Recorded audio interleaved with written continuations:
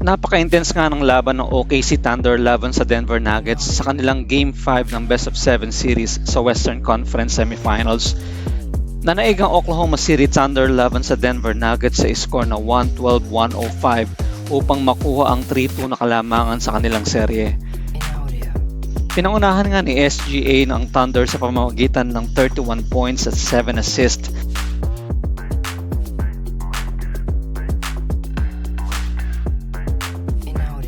Habang tahimik naman sa unang tatlong quarters si Lu Dort, ay nagpasabog naman ito ng mga crucial na 3-pointers sa huling yugto ng laban.